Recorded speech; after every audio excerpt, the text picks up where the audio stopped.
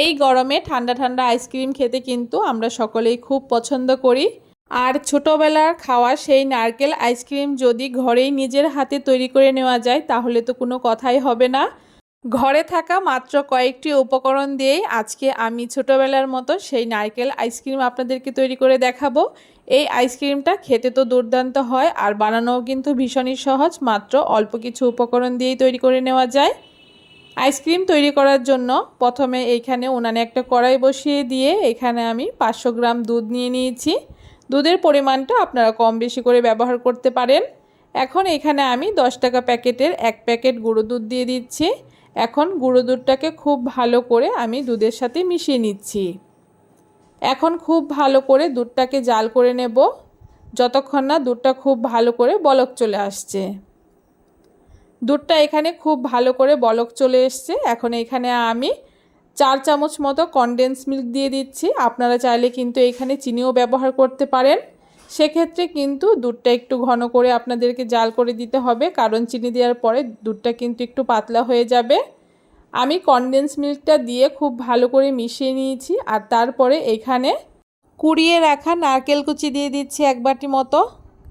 এই নারকেলের আইসক্রিমের মধ্যে নারকেলের পরিমাণটা যত বেশি দেওয়া হবে এই আইসক্রিমটা খেতে কিন্তু ততটাই টেস্টি হবে। নারকেলটা দেওয়ার পরে এখন আবারও খুব ভালো করে 5 মিনিট মিডিয়াম আঁচে আমি জাল করে নেব। দুধটা খুব ভালো করে এখানে আমার জাল করে নেওয়া হয়ে গেছে। এখন দুধটাকে আমি নামিয়ে ঠান্ডা করে নেব।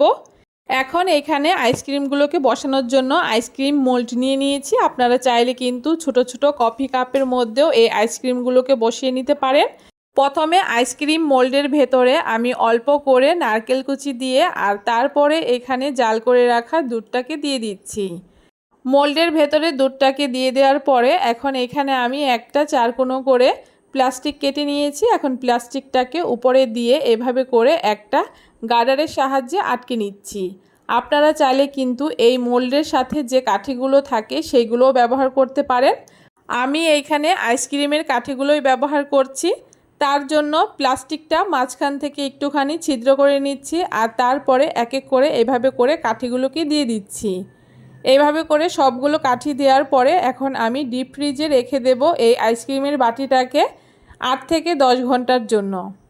দেখুন পরের দিন আমি আইসক্রিমের বাটিটাকে বের করে নিয়েছি আর কত সুন্দর আইসক্রিমগুলো তৈরি হয়েছে। খেয়ে কেউ বুঝতেই পারবে না এটা নিজের হাতে বানানো এতটাই টেস্টি হয়।